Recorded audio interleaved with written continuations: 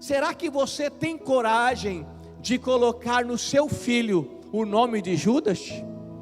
Já pensou nascendo um bebezinho, qual é o nome? Vou colocar e registrar Judas. Ninguém coloca nome de Judas no filho, mas o que significa Judas? Qual o significado do nome? O nome de Judas na época era um dos nomes mais usados, por um dos nomes mais especiais. Você viu aqui que nos apóstolos nós temos Judas, filho de Tiago. Era um dos nomes mais usados. Judas significa louvor. Olha aqui, para que coisa mais bonita de ter um filho e colocar o nome de louvor. Judas significava louvor, um dos nomes escolhidos. Mas ao trair Jesus, ele mudou a história até do próprio e do bom nome, porque a partir daí Judas deixou de significar louvor. Quando falamos de Judas, lembramos de traição, lembramos de maldição. Depois da traição de Judas, ninguém mais na história ousou colocar o nome do filho de Judas de louvor. Ele traiu o seu bom nome. Judas, ele era muito respeitado entre os apóstolos todos, ele gozava de prestígio entre todos eles. Na última Santa Ceia, Jesus falou que um daqueles que estavam com ele havia de traí-lo. Alguém olhou para o lado, olhou para Judas? Alguém suspeitou de Judas? Não, ninguém suspeitou de Judas, ninguém entendia nem o que Jesus estava falando. Uma equipe tão especial, como alguém trairia Jesus? Judas ficou envergonhado quando Jesus disse que alguém vai me trair. Em João 13:28, ele espera um pouquinho e ele sai da mesa. Mesmo ele saindo dali, os outros nem perceberam. Peraí, ele saiu, será que não é ele? Ninguém percebeu, porque ele gozava de prestígio entre os demais apóstolos. Judas teve oportunidade, privilégio. Judas, ele viveu com Jesus, ele andou com Jesus, ele tinha intimidade com Jesus. Ele tinha intimidade com Cristo, não era com qualquer pessoa. Imagina você sendo transportado para aquela época e poder ter intimidade com Jesus, com aquele que é a luz do mundo, com aquele que é o caminho, a verdade, a vida, com aquele que é a porta da salvação, que é o bom pastor, que é o alfa, que é o ômega, que é o Senhor de dias, que é príncipe da paz, que é conselheiro, que é rei dos reis, que é senhor dos senhores, que é pão vivo que desceu do céu, que é a água que mata a sede. Já imaginou que privilégio? Judas tinha tudo isso. Ele conviveu com nada mais, nada menos do que com o Salvador do mundo todo, Jesus Cristo, o Filho do Deus vivo.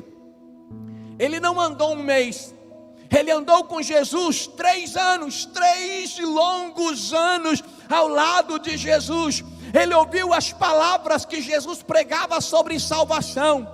Ele ouviu as palavras sobre arrependimento, sobre perdão, sobre vida eterna. Olha só, ele ouviu os maiores sermões da história. Que privilégio!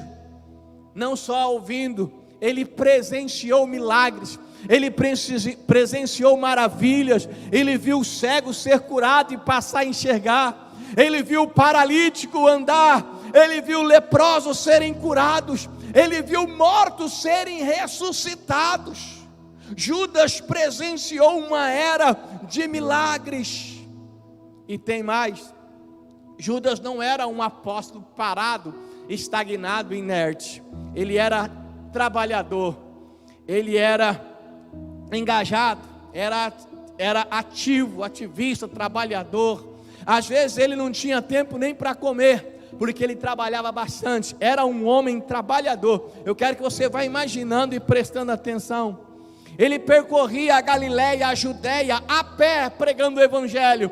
Não era com celularzinho fazendo live, não. Não era com o carro com ar condicionado, não. Algumas pessoas reclamam de fazer uma visita porque está calor. Ele ia a pé, ele era um trabalhador, ele evangelizava de cidade em cidade, ele pregava um Cristo real, ele conhecia Cristo, mas um Cristo que ele mesmo ainda não havia ajeitado. Eu queria deixar para o final, para fazer algum paralelo, mas eu não aguento, deixa eu começar a fazer agora. Quantas pessoas, talvez você que está aí comigo agora, quantas pessoas talvez tenham tido várias oportunidades e não tenham aproveitado as oportunidades, principalmente oportunidades de servir a Deus, de crescer na presença de Deus, de andar com Deus, e tem perdido as oportunidades.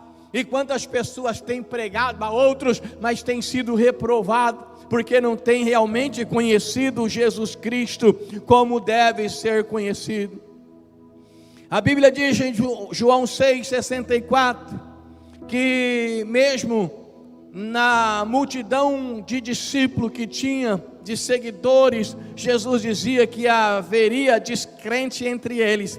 Mateus 7,21 diz: nem todos que me diz Senhor, Senhor, entrará no reino do meu Pai. Nem todo mundo que diz que é crente, nem todo mundo que diz que é cristão, nem todo mundo que diz que serve a Deus, realmente serve, nem todo mundo que bota uma roupinha ajeitada e vai para a igreja domingo após domingo é cristão. Quem ia desconfiar de Judas? Ninguém, mas ele estava longe de Deus, o coração estava longe, ele estava perto, mas o coração estava longe. Uma vez Jesus disse assim para o povo: vocês me louvam com os lábios, mas o coração está distante de mim. Quantas vezes as pessoas estão servindo a Jesus, assim como Judas, apenas como uma religião? Isso não quer dizer nada.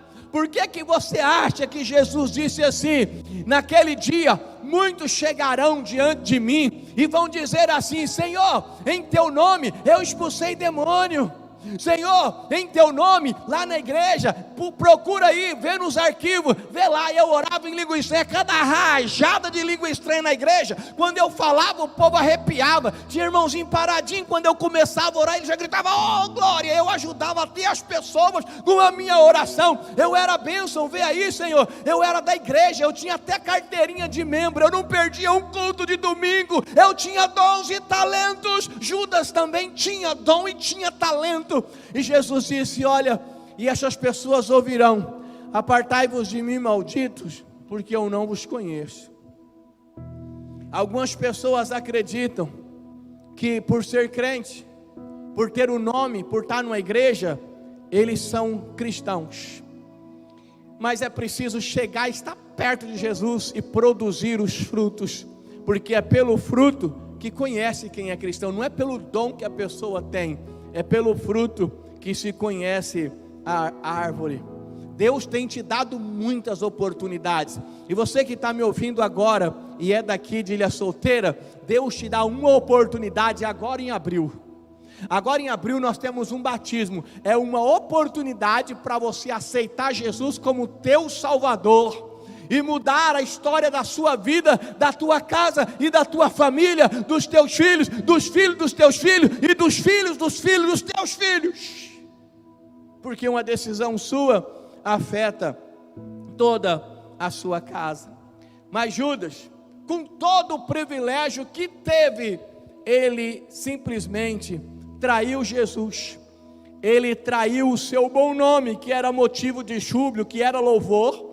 E o nome dele, que era louvor, se tornou um nome vergonhoso, vil, hediondo. Ele traiu sua própria história, seu próprio rumo, sua própria vida, seu próprio nome. Ninguém quer chamar Judas mais. As pessoas querem chamar Pedro, as pessoas querem se chamar Tiago, as pessoas querem se chamar Lucas, Mateus, mas Judas, ninguém quer ser chamado. Judas podia ser bênção, ele tinha talento, ele podia ser um ganhador de almas, ele tinha talento. Irmão, preste atenção, você que tem talento. Talento não quer dizer nada se você não se colocar em fidelidade na presença de Deus. Talento Judas tinha de sobra. E tem muita gente com talento que não usa ou usa para o seu bel prazer. Ele poderia ser uma bênção, mas ele foi avarento, materialista. Judas era egoísta, Judas era ladrão. A gente não tem tempo para falar, mas se você for estudar a Bíblia, você vai entender e perceber que ele era ladrão. Ele era um pseudo-filantropo. Pastor, o que é pseudo? Falso. Ele era um falso. Ele queria dizer, se você ler João 12, versículo 4 ao 6, você vê que ele era apenas um aproveitador, um explorador. Ele mostrava, que queria ver o bem dos pobres, mas ele queria que entrasse dinheiro, porque ele desviava o dinheiro que entrava na equipe dos trabalhos de Jesus Cristo. Judas, ele conseguiu trair o Senhor. Jesus o amou. Jesus amava Judas. Jesus o chamou. Ele foi chamado por Jesus. Judas, mais do que ninguém naquela época, naquela região, conhecia Jesus. Ele sabia que Jesus era verdadeiro, que ele era o Filho de Deus, sabia que ele era o único Salvador, que não tinha outro, que ele era o Filho de Deus, mas ele não abriu espaço em sua vida para Jesus entrar. Jamais se entregou totalmente, nunca amou Jesus de fato. A religião que ele servia era de costumes, de dogmas, coração gelado. Ele era apenas um religioso. A religião dele era vazia, era falsa. Ele não amava Jesus, por isso ele deu lugar ao diabo. Jesus, uma certa vez, entra em Jerusalém e ele avisa aos seus discípulos que ele vai orar. A situação estava complicada, ele sabia que a cruz estava se aproximando. Então ele falou para os discípulos aonde ele ia, para os apóstolos, e Judas estava entre eles. E quando Jesus saiu, Judas também saiu e foi à procura das autoridades religiosas. Na calada da noite, na surdina, e ele propõe um negócio. Não foi algo assim que foi um ímpeto. Judas não foi alguém que de repente teve um surto. Ele maquinou, ele foi frio, ele foi calculista. Ele então foi atrás das autoridades, propôs o negócio. Ele estava disposto a entregar Jesus, a vender Jesus, a trair Jesus. Combinaram certa quantia em dinheiro, que se a gente for ver lá em Levítico, era uma bagatela. Era um dinheiro de nada, era o dinheiro de comprar um escravo, diz Levítico, as moedas que ele recebeu. Mas para ele foi o suficiente, negócio fechado. E preste atenção, ele saiu do grupo, foi lá, vendeu Jesus, traiu Jesus e voltou para o grupo. Olha só como ele é frio e calculista, como pode trair e estar ali no meio novamente. A traição é algo terrível.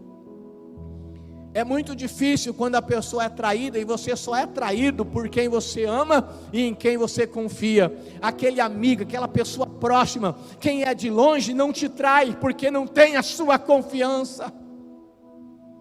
Tem pessoas que conseguem trair aqueles que realmente se entregam a ele, a confiança total. Ele consegue trair. Ele traiu Jesus e voltou e estava com Jesus. Como que alguém pode trair um amigo, trair um cônjuge e voltar e trabalhar ou viver como se nada tivesse acontecido? Como é que consegue?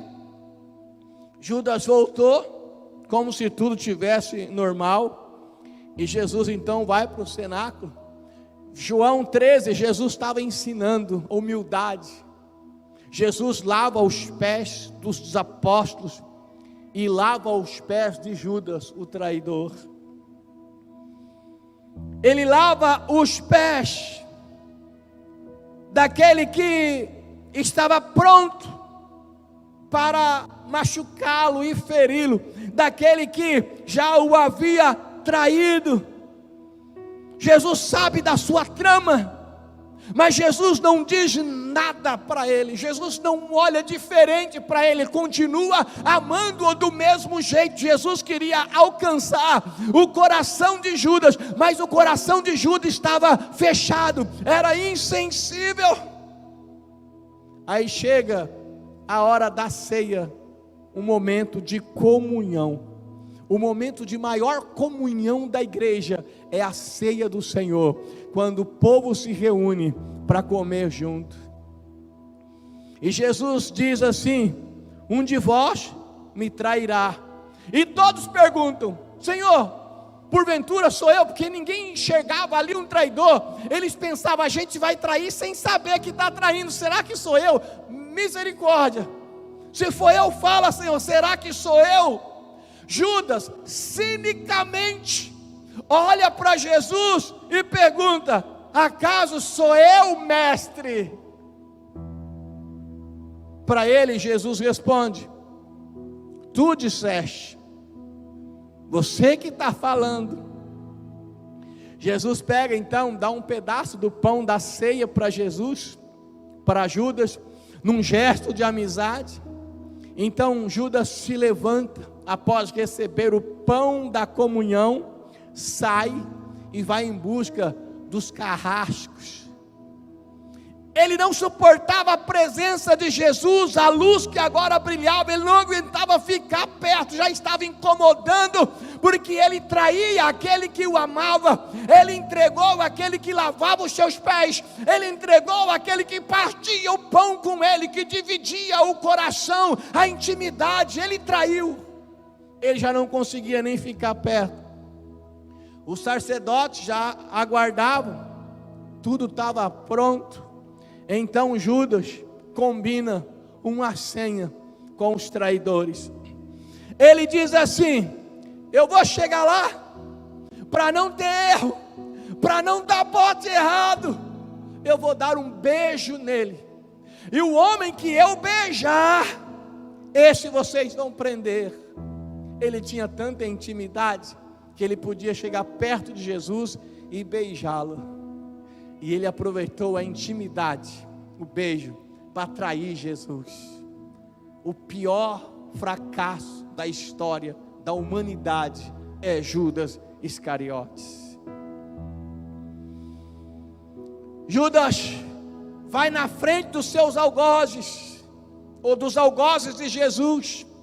Ele lidera, capitaneia, ele vai à frente. Ele lidera a corja de malfeitores. E ele calmamente entra no Getsemane. O Getsemane é prensa de óleo. Era um jardim com muitas árvores, onde Jesus estava orando. Eu não preciso falar para você que era no Getsemane que Jesus orava intensamente: Pai, se possível for, passa de mim este cálice terrível, essa dor terrível, mas todavia seja feita a tua vontade, não a minha.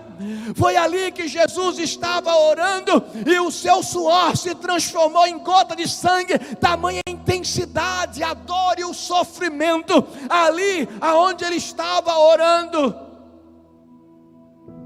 aonde ele estava em angústia, agonia na sua alma, intercedendo pela humanidade, orando por mim, por você.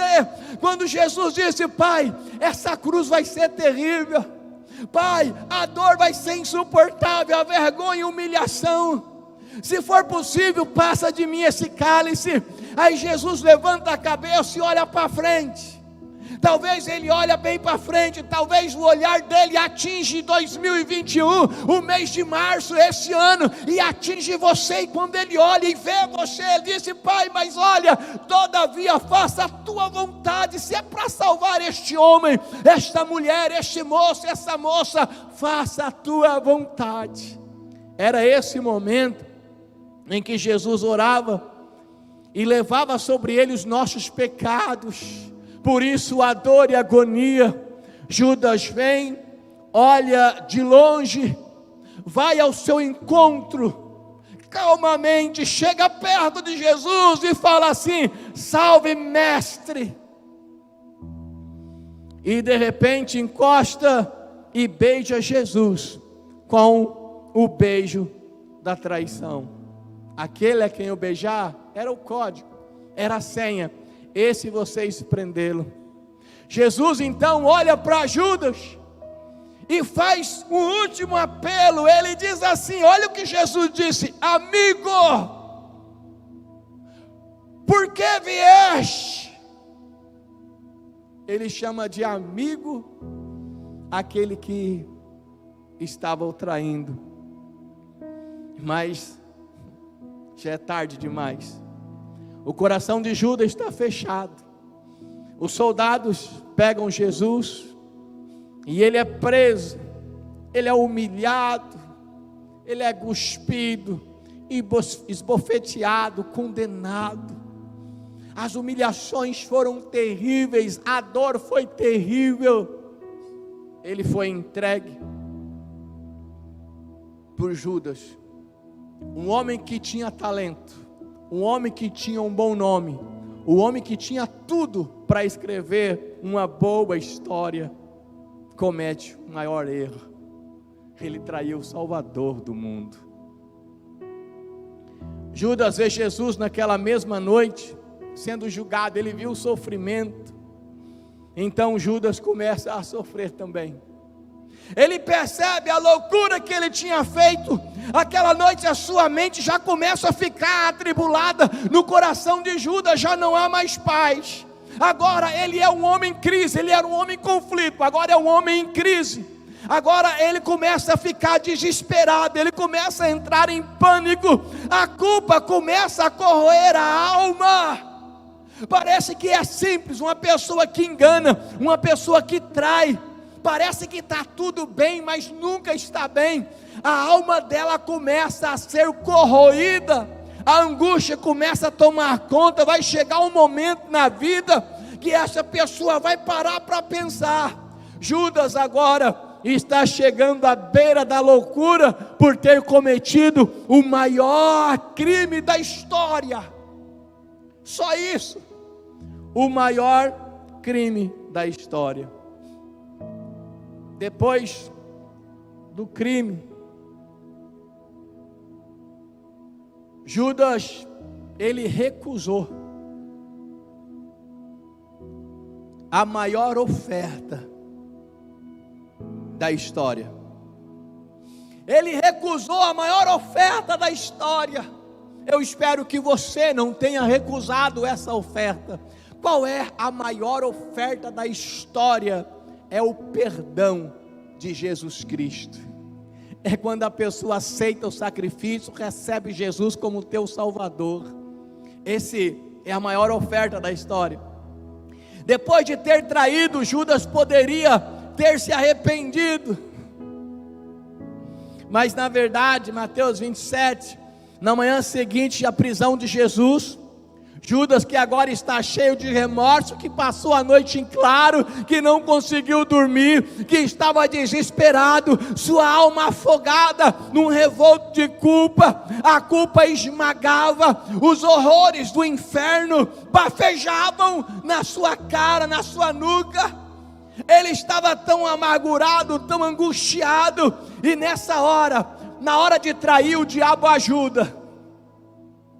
Na hora da traição, o diabo ajuda. Se você é uma pessoa que trai, se você é uma pessoa que está em traição, fica tranquilo, o diabo vai ajudar você. Mas chega uma hora que ele virá para cobrar, e a cobrança, ela é cara. Agora que Judas já tinha cometido o crime, o maior crime da história, o diabo chega e começa a falar: agora Judas, é tarde, agora não tem mais jeito para você, você é um traidor mesmo, você é um perdido, você é um arruinado, não tem mais saída, não tem mais solução para a sua vida, o seu caso é um caso perdido. Agora o diabo chega com uma cobrança muito grande, e muitas pessoas vivem uma vida angustiada, porque elas perceberam que chegou um ponto que a cobrança veio, e aquele engano, aquela traição não valeu a pena, trouxe sofrimento, e o diabo vem forte para dizer: você não presta, você não vale nada, você é o pior dos piores dos homens, e a pessoa entra em angústia, em depressão, e começa a sofrer. Mas Judas, ouvindo a acusação toda do diabo, ele não aceita a oferta de Jesus, que é o perdão, e ele cai num remorso profundo. Foi só remorso, ele sofreu muito, mas só remorso. Ele não aceitou, ele não buscou o perdão de Jesus. Judas ficou tão mal que ele confessou o seu erro, o erro de uma consciência pesada. Mateus 27 mostra que ele confessa o seu erro, só que ele não confessa para a pessoa que deveria ter confessado. Ele não vai até Jesus, a vida dele agora é um tormento cheio de remorso. Judas sente que o dinheiro já não serve para nada, ele sabe a loucura que ele fez, trocar Jesus, o mestre amado, aquele que o amava, por dinheiro.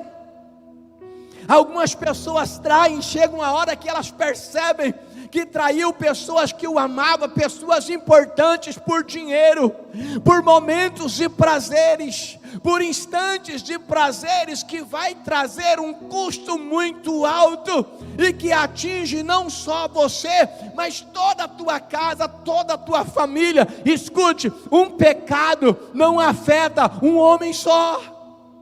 Mas eu peco, é problema meu, quem vai ser condenado sou eu, quem vai para o inferno é apenas eu.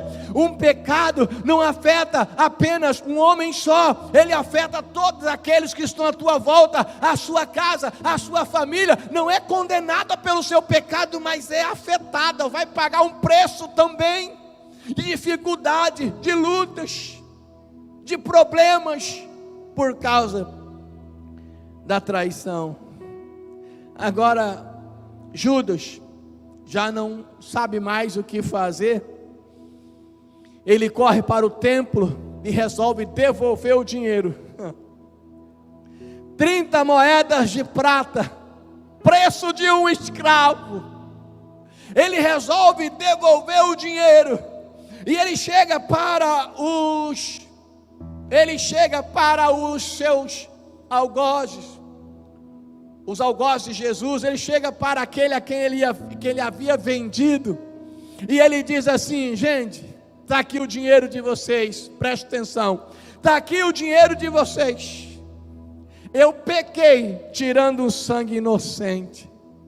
As autoridades religiosas atormentaram ele ainda mais. O que nos importa isso? Isso é problema seu, nós pagamos, agora é problema seu. Judas fica desesperado, confessa, devolve o dinheiro, mas ele não faz o que ele deveria fazer. Judas deveria ir até Jesus, ele deveria ir a Jesus arrependido. Meu irmão, presta atenção, você que está me ouvindo, o que Jesus disse para aqueles que o machucavam, açoitavam, aqueles que tiravam sarro dele, aqueles que blasfemavam na hora de agonia e dor. O que Jesus disse? Pai, perdoa-lhes, porque eles não sabem o que fazem. Mas Judas se esqueceu de ir até Jesus, o mesmo Jesus que havia dito: aqueles que vierem a mim, de maneira alguma eu lançarei fora. Judas poderia ter ido a Jesus, mas ao invés disso, ele ficou tão envergonhado, que ele procurou dar cabo da sua própria vida, ele procurou o suicídio, ao invés de procurar arrependimento, de perdão. Mateus 27, 5, ele procurou a morte. O suicídio é uma armadilha do diabo, é uma trama satânica, é um golpe fatal de Satanás. Ele chega para a pessoa que está desesperada, que vive atormentada, a pessoa que já não tem mais alegria de viver. Ele chega e fala assim: ó, acabou para você, ponto final, fim da linha, fim do túnel, não tem mais a luz no final do túnel, não tem nada mais para consertar, está tudo perdido. Agora vamos ver se você pelo menos tem coragem. Como último ato, seja corajoso e acaba com a sua vida.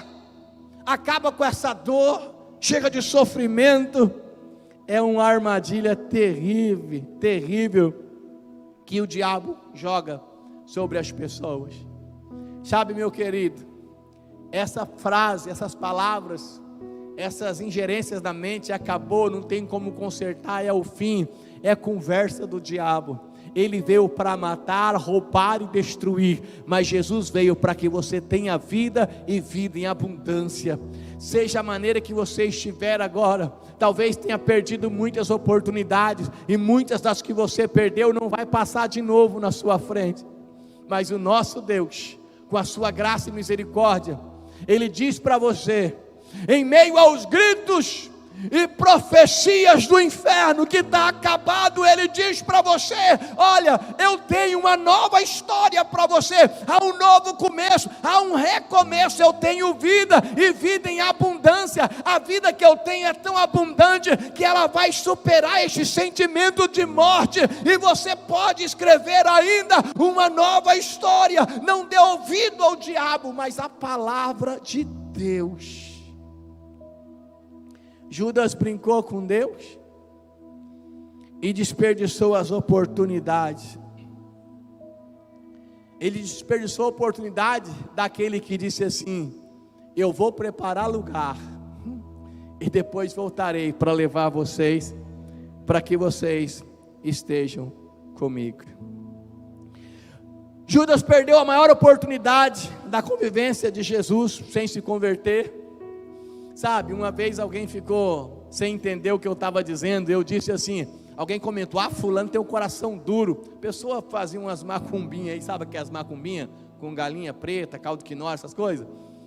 Coração duro. E eu disse para a pessoa: os homens de coração mais duro da face da terra estão dentro das igrejas.